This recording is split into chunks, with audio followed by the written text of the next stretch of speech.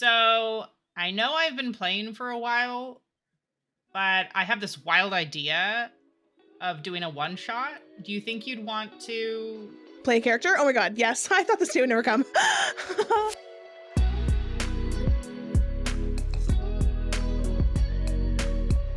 Hey, Hey!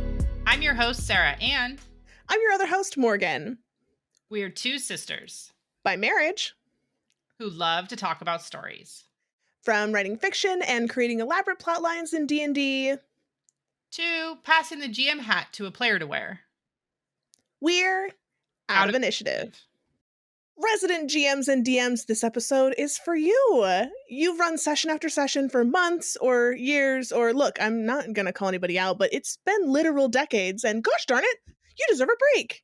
Maybe you have an experienced player looking to get their feet wet with running a one shot or starting their own campaign to run simultaneously. How do you encourage them or guide them to get started? Stay tuned for our helpful tips to get you out from behind the screen and into the character you've been dreaming to play. So we want to bring someone else behind the screen. Where do we start? I mean, I guess I'm asking you because I bullied you into DMing for our group.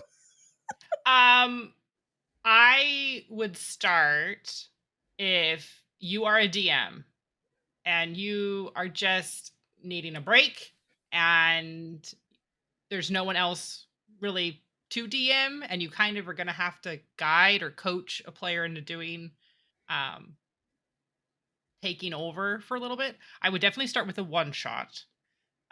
Preferably either you built or is a very easy module.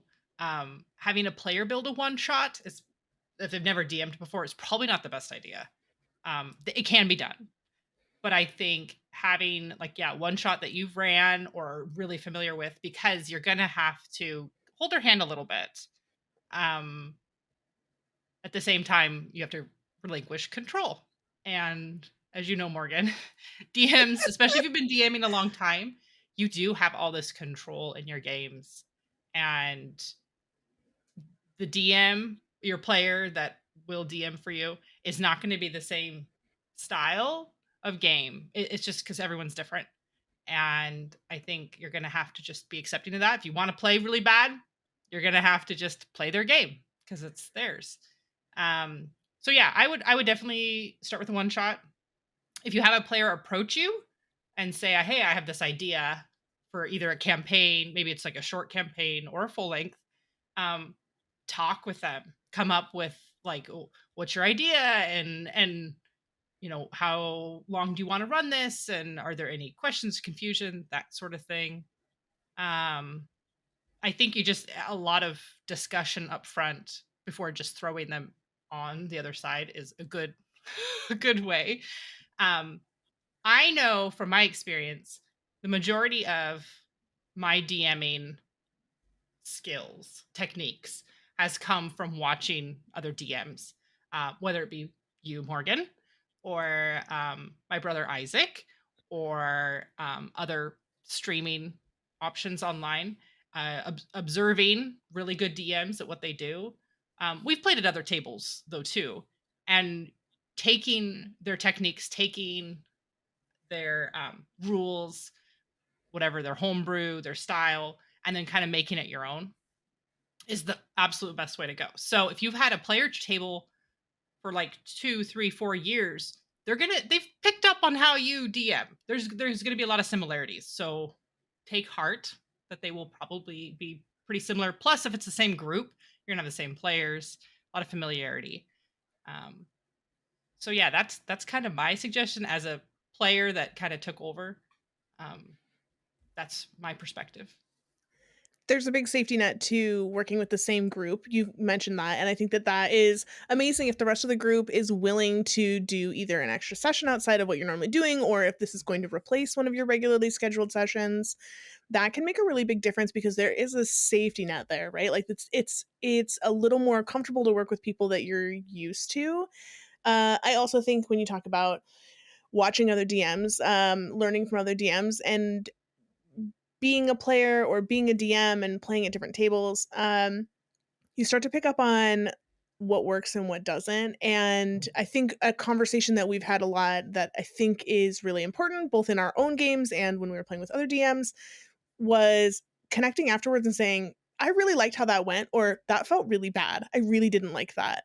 And really just sort of having that conversation. I know that, I mean, it feels like 80% of what makes a successful TTRPG game is conversation, like communicating beforehand, having a session zero, talking about what works or what doesn't, pausing the game when something is really not right. And that's kind of hard. Some of us aren't good at that. Some of us are good at weaving a story for 3.5 hours, but we're not good at taking I'm great at taking feedback. I'm great at taking feedback. I'm sticking that stake in the ground. But that's not the point. What I'm trying to say is that it's hard to like initiate those conversations. It's hard to like give the feedback and ask people for like, did that work for you? Did that not work for you? So I think that there Absolutely. are a lot of pieces there. And then you add the layer of, if you're running a campaign, especially if you've homebrewed a lot, secrets. Like, oh, you Yeah. really didn't like this encounter? Well, guess what? You get to see him again later. You know what I mean? Like how did you feel about this mechanically? Or how did you feel about this pace wise or your character's growth? And then not being able to share anything else. Um, it's really hard because it's like this kind of slippery slope between um I want feedback and then you can kind of adjust behind the scenes, but it's not like direct, like I do not like this NPC or whatever. You know what I mean? Yeah. It's tricky. And yeah, feedback's hard. Feedback's really hard, like either to give or to take, Yeah. but it's necessary. So I think you start those conversations by saying like, "Hey friend, I heard you were interested," or "Hey friend, are you interested? Um do you want to run something? How much help do you want?" I think that's a question that I Yes. would recommend for Absolutely. everyone. How much Yes. help do you want? Do you want help with rules in the session? Or do you want me to always defer to you and answer if you ask? So that like, am I okay to backseat DM or not? I know in your games a lot, there are oftentimes when there's a rule that like we've come back to a million times, but you've never had to deal with it with your specific character. So, or there's like the deer in headlights, behind the DM screen blindness, like brain fog thing, where someone's like, "Oh, what are the rules for grapple?" And you're like, "I know this. If I were playing my barbarian, I would be able to answer this question without thinking. But now that the roles are reversed and I'm not thinking about it, I'm totally drawing a blank. Hey, other DMs at my table, what are the rules?" And you kind of establish that groundwork. How much help do you want? And then you're also asking, how much help do you want in session prep? Do you have an idea that you want me to help you outline in what your pieces are of a one shot?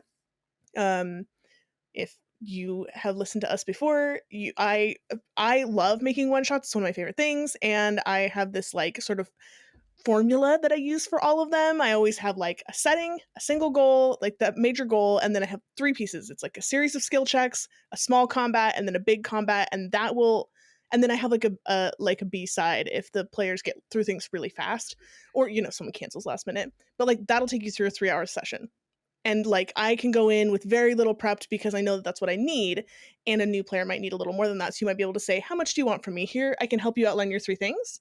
I can help you outline some of your contingency plans. I can help you outline the area and what goals there might be, or I can help you with none of that if you don't want, if you feel like it's spoilers and you don't want me to know, don't worry about it. You don't need, I don't need to know. So you have that conversation, that back and forth. And all of this is really funny to me because all the players at our table have expressed interest in DMing. Um, They and have. Yes. Yeah.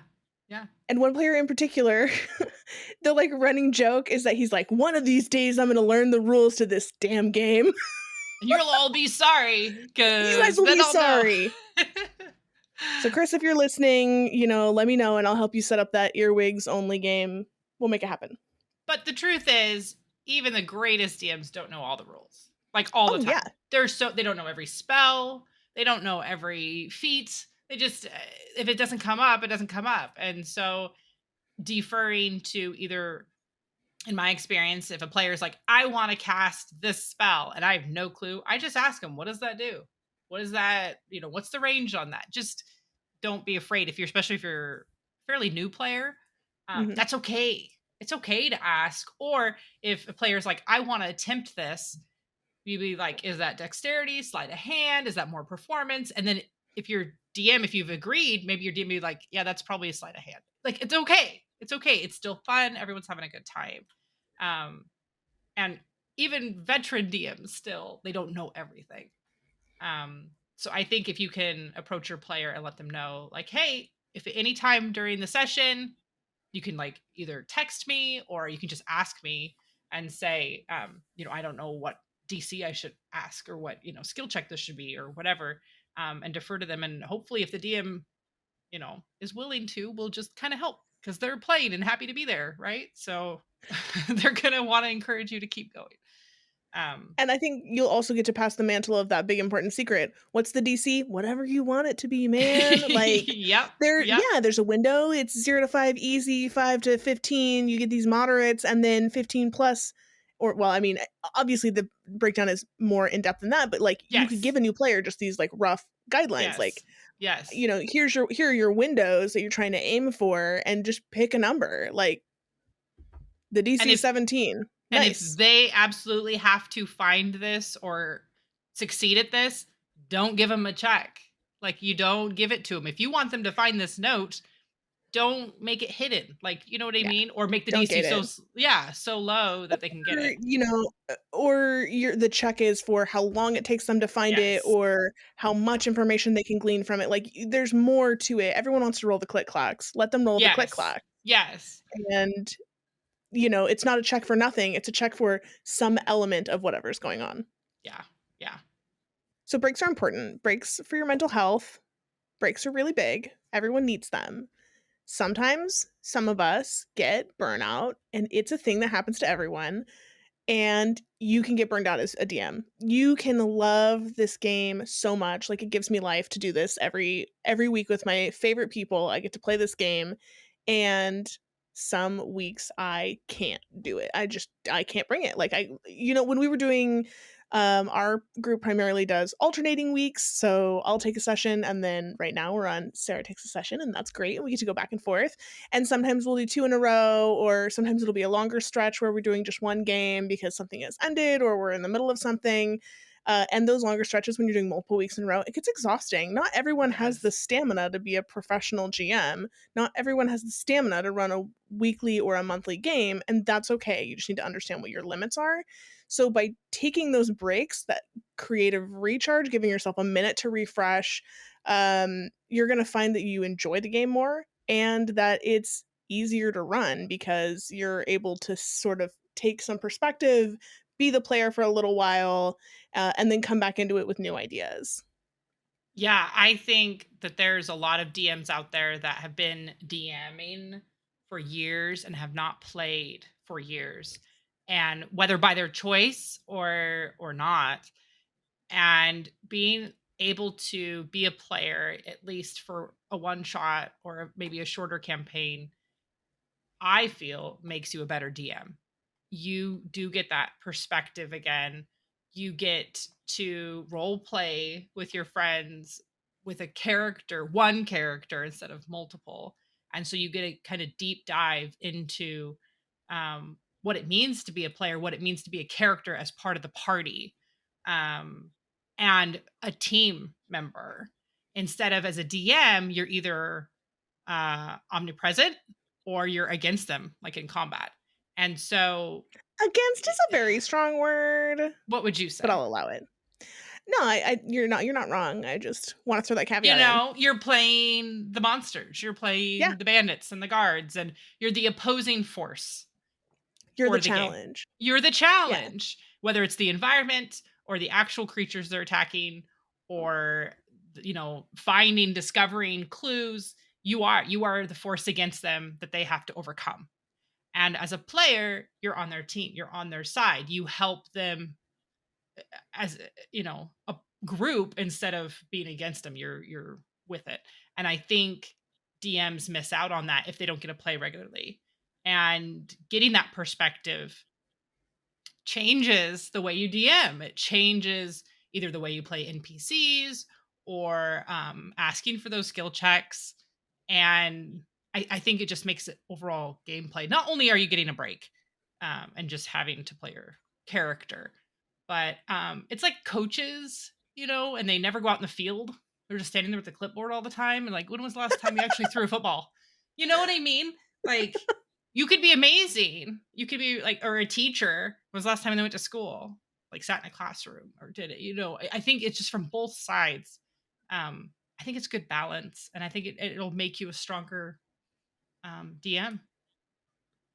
Yeah, I think you touched on this, and I really would reiterate that relinquishing of control is Yes. so important, and having ownership of just me again, right? Like, I have Mhm. ownership over Yes. my character, Yes. my thoughts, my actions, um, and kind of restricting that control back to yourself is really it's a different experience, right? Like, it forces your mind to work a little bit differently, whereas as a DM, I feel like I get I get a little omnipresent. I do get a little, like you're saying, I You get a do. little You do. It's just the tell you nature what. of it. You Yeah, are. Like, you are the world and everything you control except for your party members. I mean, for the most part. yeah, Depending on your group, I guess.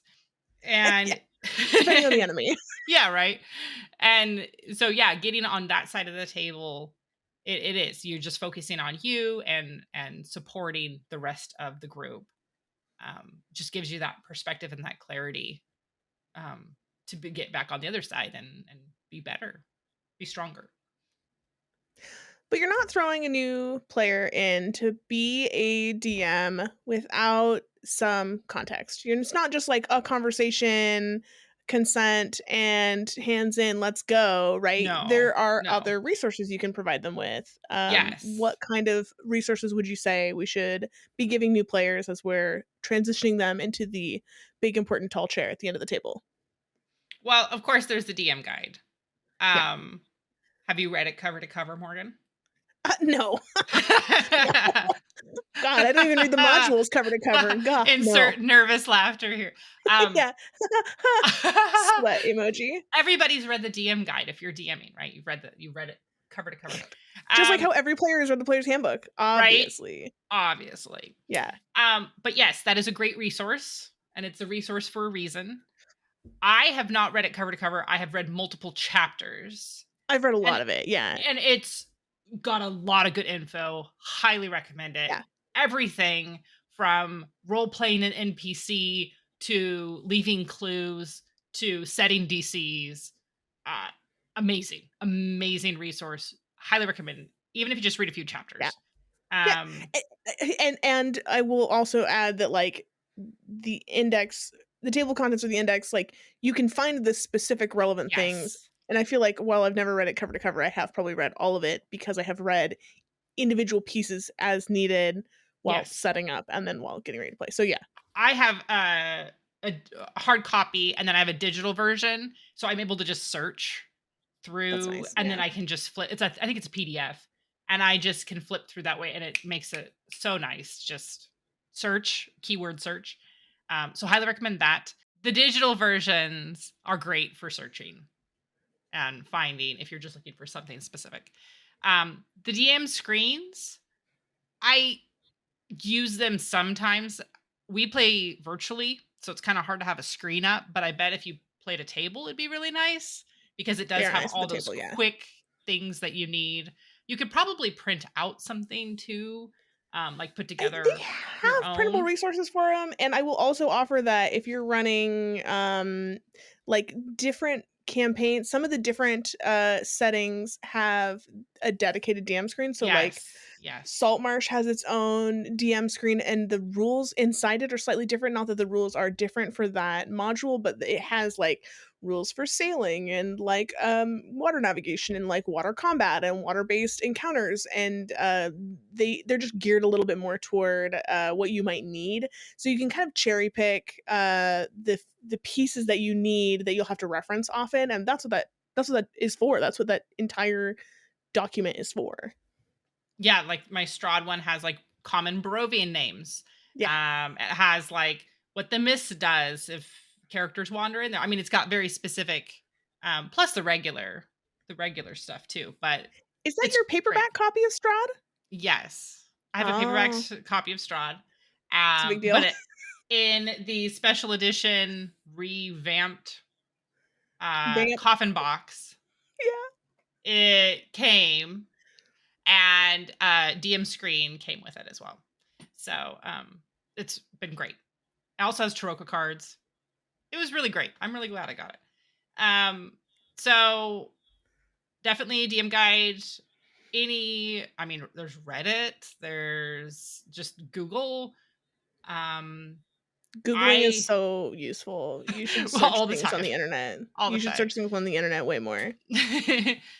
I think if you're a DM and you are wanting a player to run a one shot, maybe talk to them and be like, hey, here are some resources that I use, or maybe print up like a little sheet or even a little booklet or something of like, these are things that I refer to. This is my notebook that I have for our games that has like kind of detailed information that I always seem to refer to. Why not give that to them and just assist them a little bit. Is I this your know a lot of subtle people way of do. saying, Morgan, you could have given me a little bit more? I'm just saying, Just a saying. booklet with tabs, Oh, color no. coordinated, and chapters, with You different did send fonts. me you did send me those colored tabs, like page I tabs for Christmas. did. I I'm really realizing did. now that that might have been on purpose. Okay, okay, got it. I will tab you some notes, and they will be nonsense. I'm not going to ask Isaac because I know he does post-its. So He's a not sure Post-it how that guy. would incorporate into a booklet, but um, I yeah, actually have. I can show that I have. You bought me this notebook too. I did. Um, Yeah. I do like. Oh, I don't want that on. I don't want that immortalized. That's novel notes. Well, that's fine. But yeah, I do have like post-its on the pages. Yeah, yeah. Yeah, because I just think that that works sometimes. And I do use post-its like when I'm DMing. I'm constantly using post-its. So if you're, yeah, maybe put together a little gift care package to your player with like pencils and notepads and a little journal or something. Um, Yeah, yeah, we why use not? these non-sticky ones too, and I've had this note set aside for a very long time. It says that your character's tattoo scales up to allow divine intervention, and I think I forgot to include that, and that campaign's over now. So, well, Which one was that? Zila, her gilded tattoo was supposed to scale up to allow divine intervention because you guys didn't have a cleric. Nope, never did that. Nope, didn't Nope, matter. Well, you nope. guys bullied that BBEG. That's a separate conversation. I have a note, if we're sharing notes from our current Yeah, campaign, that I discussed that you and Isaac, who are our resident DMs, have taken up player roles and both have telepathy, or you have telepathy and we then both he have has taken telekinesis. feats from Tasha's that have some sort of telepathic element. Yeah, Yes. Which is something that is quite powerful. So I have, you can't see it, but it says telepathy is 60 feet range. that's an important note. That's a good rule to keep in mind. Because it comes up a lot. We forget we have What's it all your the time. what's your range for that? What's your range for that? What's the range on that? Great question. And that's another thing that you should tell 60 feet. players becoming DMs is to ask more questions. Yeah, yeah. What's the range on that? Is that touch? Does it have a verbal component? I hate that question. Does it have a verbal component? And you watch the player go, "Ugh, yeah, and I know we're in public and I know they're going to be mad I'm casting a spell, but I'm going to do it anyway because I'm And they me." do, and we do. We just Always shout do. magic words Yeah. in on the street. It's fine. Uh so back to DMs playing players Yeah. or being characters. DMs, be gentle with your Be gentle. new player slash DM. Um Don't create a character with telepathy that negates half of Strahd's challenges, apparently. My bad for making a meme character who ended up being strong. the you know the mechanics of this game very well, and you know what saving throws are very common, and you know what resistances will come up. um Try not to use all of them. Be kind, be be fair. make your character, but don't go over the top and just make their first day as a DM miserable. Um, just word of warning. Uh I feel like I'm in a performance review. Are we good? Are you good? Are I we am great. I'm having a blast. I am just I know there are DMs out there that just they know how to build a character that would that obliterate will wreck your anything. yeah. Yes. Yes. So be kind, be gentle. Yeah. If you do make something that's super powerful, maybe tell the player. Like maybe be like, hey, so I have resistance to this and this. So in the future, heads up, don't make monsters that use that special, they use necrotic damage or they use acid damage because I'm resistant to it. Um, just guide them until they get more comfortable. And if the rest of the group is okay with it, or if the player DM, the newly established DM is good with it, I don't think there's anything wrong with reviewing the rest of the party's sheets Sure. with that new Sure. DM. Mhm. Things like, hey, I noticed that they took a variant of this particular race, or we're using the word species now, but I'm not there yet. So I like peoples. I don't know. We'll see where we land. Heritage? Yeah. Heritage is nice too. Yeah. So like I noticed that you took a variant of a human that has some other abilities that are pretty different from what we normally play with. How do how's this player intend to use it? And like, let's talk through that. You should be prepared Yes. for, the Fallen Azmar bard for some reason has resistance to necrotic damage and radiant damage. And I didn't mean to, it was an accident, but also like, going through that with the DM is going to allow them to be a little more prepared for that kind of stuff. Like, hey, you'll notice that this player has a shield, and they also have a weapon that can be used two handed. Be mindful that they may try to switch to two handed, and you might have to remind them: are you keep shield up or shield down? What's your AC right now? How is that? Just asking those questions and helping preempt them so that when you get into the game, regardless of the situation, they don't you're not blindsided. Yeah, and then being a player again, remember when you were a DM, those moments, those things that players said to you that meant so much, say them to your DM. Be like, "That was a great game. I had so much fun because of this," and then give a specific reason or just any sort of constructive feedback, that just makes them less anxious and less nervous. Just as a DM, what would you like to be complimented on? What would you like to be told about? Just be mindful because now you're on the other side. You can totally do it. So, yeah, just be supportive as much as possible. You've got the power. So You've got the I'll just, your Taraka reading was very good and left me curled up in the fetal position for many hours. So like that, yeah, which is great. true. Considering if you've ran Curse of Strahd out there, the Taraka readings give the prophecy and fortune to your party where legendary items are located, as well as an ally that they can find. Uh, and you have to write them specifically to fit your party. And there is a lot of effort into it, for like 20 minutes, 30 minutes of gameplay. Ooh, if that, So it it was was quick. quick. It I only went spent fast. It only 2 took full longer days. because you had the animated card in the virtual Yes. tabletop that like Yes. turned over and everything. So there was like an animation with it, and there was like a build up. And having also done a tarot style reading in a game, golly, was that a lot of effort for a Yeah. very short amount of time. And Yeah. that I felt like that never even came up again. I did a bad job pulling that thread later in the campaign. I remember the terror. It was quite fun. I really liked They it. were animated. They were the animated Um, tarot cards. Speaking of threads not pulled, I had Mm. a whole dice/card game betting setup, and one of our Oh, that resident was so DMs good. that did not want to participate, and I specifically made it for him to participate I don't think he because realized. he likes cards and card games. Do you want here, we'll deal you in. Sit down. I'm good.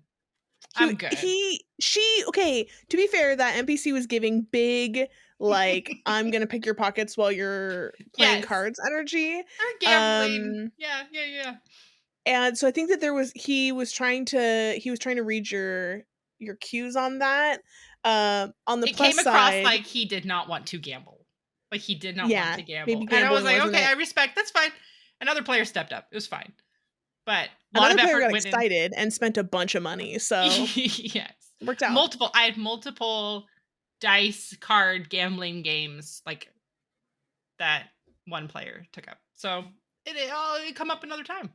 Another time. Yeah, you can use it again, and I feel like, gambling games or dice games that can be inside of D&D, Yes. there are always like, there's always a time for that to come up. There's always Yeah. times when a player's like, "Oh, you know what would be really cool is if there was something that we had that could, like, pass the time while playing a game," and you're like, "Do you wanna play a game in a game?" And people are like, "Yes, obviously I wanna play a Yes. game in a game." Always. Always.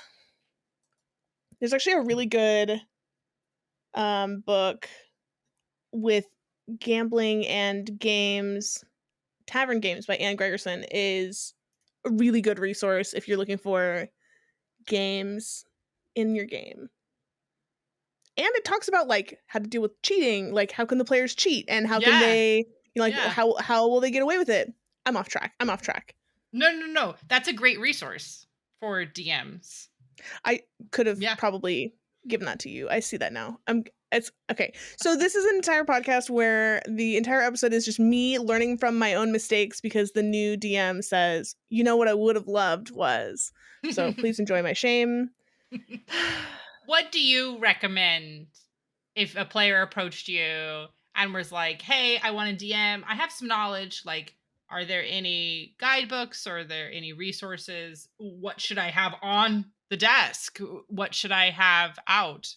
I mean, what is your That's a really good thoughts? question. I would tell them to start with the DMG. Like you have it, whether it's I'm loaning it to you or I'm turning on content sharing on D&D Beyond or some other way. Like there are lots of you can like buy it in a lot of different ways. Make sure that the player has access to that. And then the other thing that I think is really useful would be to offer to do a one-on-one session, and that maybe is a little intense for some people, but that was how I started and that helped me a lot, was to just say I have an idea for an encounter. I'm talking a 30-minute sit down, you and I, and bring your dice and I'll have the book, I'll have my DM's guide and I'll have my screen and I know how the game works in theory, so let me just kind of stumble my way through this. I know that you're going to approach a town, here's the description, this is the hook that I'm hoping you're going to grab onto, and then this is the encounter that you'll face. Just a really really super short, and you can even build that for the player and say, here's the setting and here is the hook and here's the combat. Here you go, and I'm happy to walk through it. And then I just let them play through it. love that. That's like training wheels or like bumper bowling. Yeah. Like, that's fantastic because then there's no pressure because it's just like that one-on-one. I think that's fantastic. It's a great idea. That was how we started our campaign that just ended, was my, your brother, my husband, Isaac, played a character who was like coming back out of the woods for the first time after, discovering that he was not dead after a whole thing.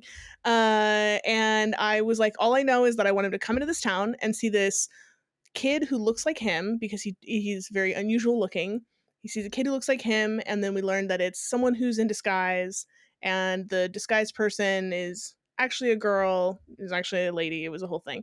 And she says that her teddy bear is lost in the woods, and can you go get it for her? And then when you go and you show up, there's a bugbear, and he's fighting 5 wolves, and that is a viral video film school reference. It's a bear fighting 5 wolves. I thought it was really funny, and turns out if you make an entire encounter based on memes, the player's like, why would I go into the woods? Why would I fight 5 wolves? Like, here are the questions that I'm thinking as a player. Like, he thought the teddy bear being a bugbear, like, that's funny. And then his name is Ted the Bear. Like, that was Ted the Bugbear, who ended up being a longstanding Yeah. NPC in the campaign. So it was cool Yeah. because I got to, like, lay some groundwork. And that was the first introduction to Elvira, who was the main NPC, who, like, gave all the quest hooks. So it was like I had, like, a basis to start with. And then we did our session 0 at a bar downtown, with two. So it was me and the 3 players who I thought were going to be in the campaign, and we sat around and we chatted about, like, I sort of roughly walked them through, and I liked the low stakes of just being out in public. We weren't necessarily rolling dice. We probably did a couple times, but it was very like, what will you be doing and what would you like to see and what do you want to know and where are you coming from? And we did a lot of that like groundwork. And then leading up to the game, we had our friend who says he's going to learn the rules of the game, but will he? I don't know. Who's been Going playing on with 3 us for years 3. now, right? You know what's funny is he's the one who introduced me to D&D. He's the first person I came to his house with my now spouse and said, all right, teach me this game. And he taught me 3.5 and he's like, I don't know how any of this role game works.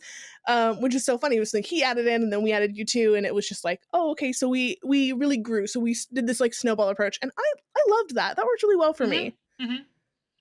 So do you feel, I love that one-on-one and just kind of more relaxed setting, I think Super is a mellow. great idea for a new player, just to kind of work one-on-one with a DM. Like, guide me through this or help me with this, that kind of thing.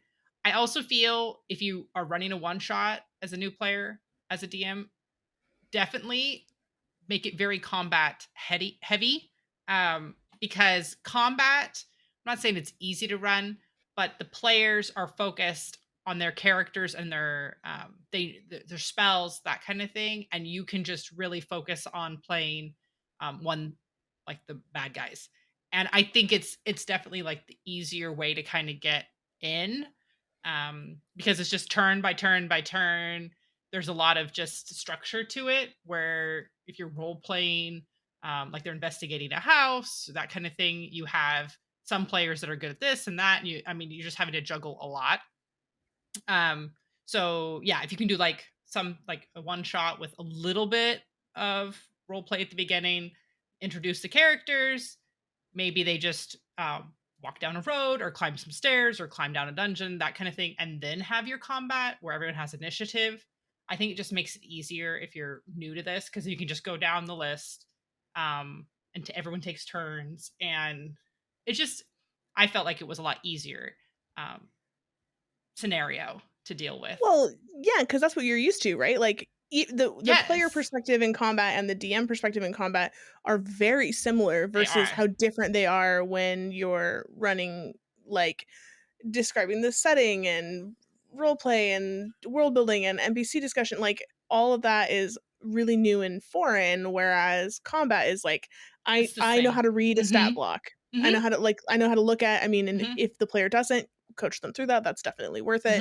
Mhm. Mhm. Pick a goblin, pick something really, really super easy. There are 5 of them. Maybe that's too many. Maybe there are 3. And like, I rolled it, it rolls to hit, its turn ends. Yes. And Yeah. now I take the damage and then the turn, and it's very formulaic and much more predictable. Whereas the rest of it is a little bit softer, a little looser, a little wilder. Yeah, I agree. That's a good suggestion. And I've also discovered when you have a player in combat and they cast a spell or they use an ability or they use their weapon and they say, I cast Sacred Flame. You can say, well, what does that look like? What does your Sacred Flame look like? The more you can put it on them to describe something, that's less you have to describe, A. Mhm. And B, you're not just putting words in their mouth and making up what their character, is doing. And so if you have a warlock and they have green flame blade, what does that look like? What's their weapon look like? And do they say anything? Do they do anything? The more you can like push it onto the player to do that, that's less for you to have to do. And combat's great opportunity to do that. And I think everyone just enjoys that more. And it's just a little bit less stress for the new DM to have to do. Yeah, I agree. So I'm so excited to tell the story and see what it's like to surprise the players with combat and quests. And I'm excited to get a week off from prepping to just enjoy the ride. Until next time, we've been out of initiative, but we're going to get back into it. So get out there, roll some dice, tell some stories, and we will see you next time. Bye. Bye! Thanks for listening to Out of Initiative, a podcast from Merely NPCs. For more from Sarah and Morgan, follow them on TikTok at Merely NPCs or visit them online at merelynpcs.com.